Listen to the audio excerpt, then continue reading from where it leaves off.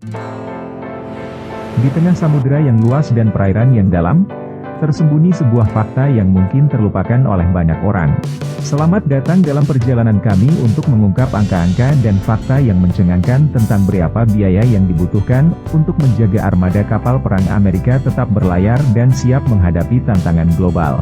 Biaya operasional ini tidak hanya mencakup pembelian atau pembuatan kapal-kapal ini, tetapi juga aspek-aspek penting lainnya yang membuatnya beroperasi secara efisien. Dalam video ini, kita akan merinci komponen biaya utama yang terlibat dalam menjaga kapal-kapal perang ini tetap dalam kondisi prima, dan bagaimana biaya ini memengaruhi kebijakan pertahanan nasional dan dampaknya pada strategi militer Amerika Serikat.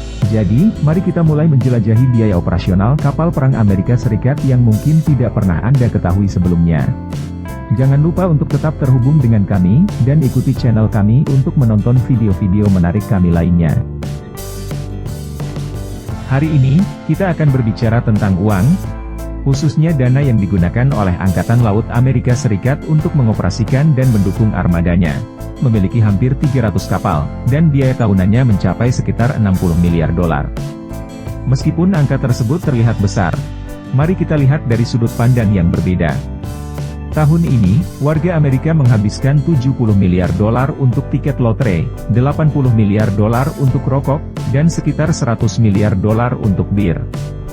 Dalam video ini, kita akan mencoba mengungkapkan seberapa besar biaya sebenarnya untuk mengoperasikan berbagai jenis kapal di Angkatan Laut Amerika Serikat, mulai dari yang paling hemat hingga yang paling mahal. Kapal perang mana di Angkatan Laut Amerika Serikat menurut Anda memiliki biaya operasional terendah? Dan jawabannya adalah USS Zumwalt. Menurut Kantor Anggaran Kongres atau CBO, kapal perusak Zumwalt memiliki biaya operasional tahunan terendah di antara semua kapal perang di Angkatan Laut Amerika Serikat, yaitu sekitar 100 juta dolar. Ini cukup mengesankan untuk sebuah kapal senilai 7,5 miliar dolar. Mari kita lihat untuk apa saja biaya operasional 100 juta dolar ini. Biaya operasional kapal ini dapat dibagi menjadi 3 kategori: biaya langsung, biaya tidak langsung, dan biaya overhead.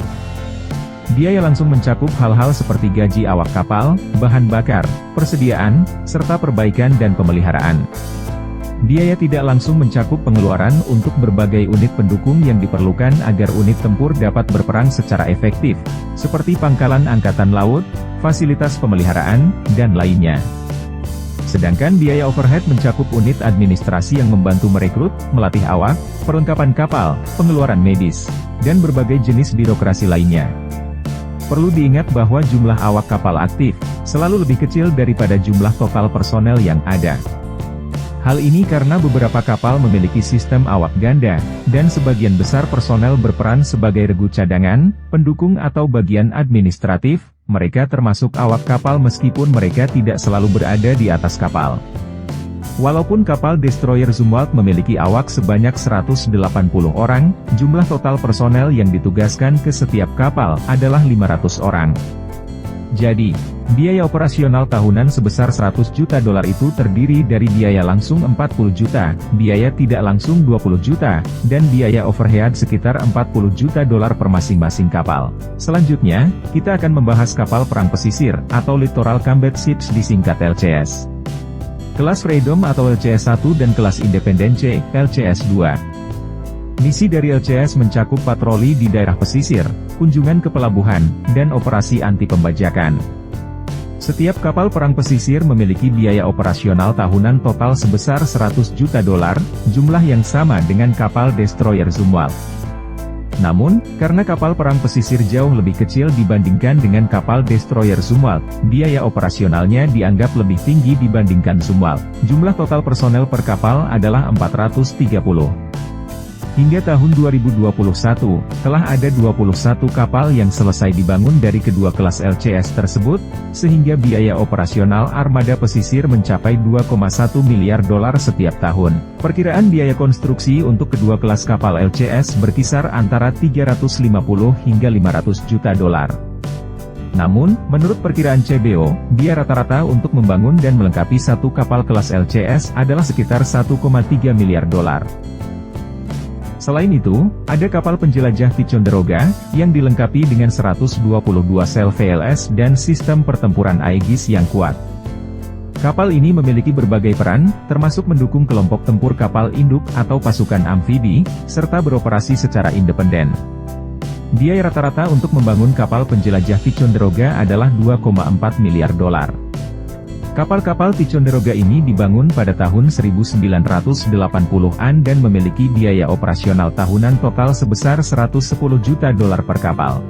Ini sebenarnya tidak terlalu buruk untuk kapal perang permukaan termahal kedua yang pernah dibangun untuk Angkatan Laut AS. Selanjutnya, mari kita bahas tentang kapal destroyer Arleigh Burke yang merupakan tulang punggung Angkatan Laut AS. Biaya operasional tahunan untuk setiap kapal destroyer Arleigh Burke mencapai 140 juta dolar. Kapal-kapal ini memiliki beragam misi, termasuk patroli jalur laut, kunjungan luar negeri, serta mendukung kapal permukaan, kapal induk, dan kapal selam. Jika kita membagi jumlah total personel yang ditugaskan ke 68 kapal destroyer Arleigh Burke, maka setiap kapal memiliki sekitar 720 personel. Tahukah Anda bahwa pada tahun 2016, Amerika Serikat memberikan Iran sejumlah uang tunai sebesar 1,7 miliar dolar?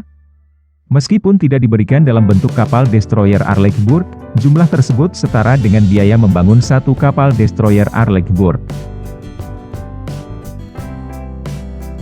Kapal selam nuklir seperti kelas Los Angeles, Seawolf, dan Virginia memiliki biaya operasional tahunan sekitar 140 juta dolar per kapal.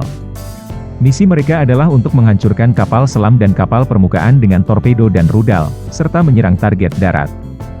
Secara total, Angkatan Laut AS memiliki 50 kapal selam serangan nuklir dengan rata-rata personel yang ditugaskan sebanyak 390 per kapal.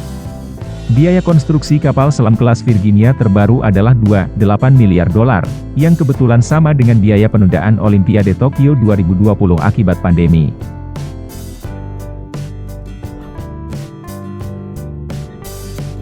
Selain itu, terdapat 14 kapal selam rudal balistik kelas Ohio yang membawa sekitar setengah dari total seluruh hulu ledak termonuklir aktif Amerika.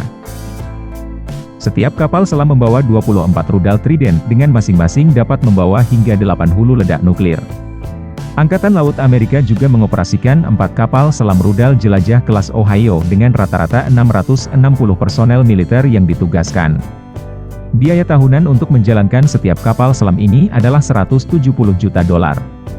Peran utama dari 14 kapal selam rudal balistik ini adalah deterensi nuklir, yang merupakan salah satu dari 3 komponen program nuklir Amerika. Jadi, setiap tahun Amerika Serikat menghabiskan 2,4 miliar dolar untuk mengoperasikan kapal selam ini demi memastikan kita menghindari perang nuklir. Selanjutnya, mari kita bahas tentang kapal serang amfibi seperti kelas Wasp atau San Antonio. Kapal-kapal ini dirancang untuk melaksanakan operasi yang melibatkan pemindahan pasukan dan peralatan dari laut ke daratan musuh. Mereka biasanya beroperasi dalam tim amfibi yang terdiri dari 1 kapal serang amfibi, 1 kapal angkut amfibi, dan 1 kapal dermaga pantai. Tim amfibi ini dapat membawa 1 unit ekspedisi marinir. Rata-rata setiap kapal serang amfibi memiliki 1.450 personel yang terlibat. Harap dicatat bahwa jumlah ini tidak termasuk unit ekspedisi marinir di kapal, yang terdiri dari 2.200 personel dan 30 pesawat. Angkatan Laut Amerika mengoperasikan sekitar 30 kapal serang amfibi. Cukup untuk mendukung 10 tim siap amfibi. Namun, Korps Marinir Amerika hanya memiliki 7 unit ekspedisi marinir. Ini disebabkan oleh keterbatasan data, tetapi CBO memberikan perkiraan biaya operasional tahunan rata-rata untuk semua kelas kapal serang amfibi, yaitu sekitar 270 juta dolar per kapal. Kemudian, kita memiliki kapal induk nuklir. Angkatan Laut Amerika total memiliki 11 kapal induk nuklir, namun, tidak semua kapal dapat dikerahkan pada satu waktu, karena perlunya proses perawatan dan perbaikan. Angkatan Laut Amerika rata-rata memiliki 9 kapal aktif yang siap digunakan. Rata-rata, setiap kapal induk memiliki 6.590 personel militer. Biaya operasional tahunan rata-rata kapal induk super mencapai 1,18 miliar dolar. Biasanya, kapal induk terdiri dari 4.860 personel, dengan biaya operasional tahunan sekitar 910 juta dolar per unit. Dengan mempertimbangkan kapal induk beserta sayap udaranya, biaya operasional tahunan mencapai sekitar 2,1 miliar dolar. Ini hampir setara dengan biaya peluncuran satu sistem peluncuran antariksa baru milik NASA, yang diperkirakan mencapai 2 miliar dolar per peluncuran, belum termasuk biaya riset dan pengembangan tentunya. Penting untuk dicatat bahwa kapal induk memiliki keterbatasan dalam pertahanan diri, sehingga mereka mengandalkan kelas kapal lain untuk pertahanan terhadap rudal, pesawat, dan kapal selam. Biasanya, sebuah grup serang kapal induk terdiri setidaknya dari satu penjelajah, dua kapal perusak, dan terkadang kapal pasokan atau kapal selam. Tergantung pada komposisi yang tepat dari grup serang kapal induk. Biaya operasional per hari kelompok serang kapal induk berkisar antara 6 hingga 8 juta dolar. Dengan total, biaya operasional tahunan untuk mengoperasikan 11 kapal induk dan 9 sayap udara mencapai sekitar 21 miliar dolar. Dan ya, 21 miliar dolar adalah jumlah uang yang sangat besar, tetapi kita tahu bahwa ada banyak hal lain di dunia ini yang bisa menghabiskan uang jauh lebih banyak. Armada laut militer memiliki peran sentral dalam menjaga keamanan dan kepentingan nasional suatu negara, serta dalam mendukung stabilitas global. Dengan kemampuan proyeksi kekuatan yang dimilikinya, armada laut mampu memberikan pesan tegas tentang kemampuan militer suatu negara dan memengaruhi kebijakan luar negeri negara lain. Selain itu, mereka menjaga kendali atas perairan strategis, memastikan akses aman ke jalur perdagangan global, dan melindungi wilayah perairan nasional serta infrastruktur maritim penting. Armada laut juga memainkan peran penting dalam mendukung operasi militer di darat, seperti operasi amfibi dan penyelamatan dalam bencana. Selain itu, mereka bertindak sebagai kekuatan pendorong dalam operasi bantuan kemanusiaan. Memberikan bantuan medis dan kemanusiaan serta mendorong stabilitas ekonomi global melalui perlindungan jalur perdagangan dan infrastruktur maritim, dengan kemampuan deterensi dan pertahanan, armada laut militer memiliki peran kunci dalam menjaga keamanan negara dan menjawab ancaman serius. Selain itu, mereka mendukung pertumbuhan industri pertahanan, teknologi militer, dan industri maritim, menciptakan lapangan kerja dan mendorong inovasi teknologi. Dalam keseluruhan konteksnya, armada laut militer adalah komponen penting dari strategi pertahanan nasional dan memainkan peran vital dalam menjaga stabilitas regional dan perdamaian global. Terima kasih telah menonton, sampai jumpa di video berikutnya.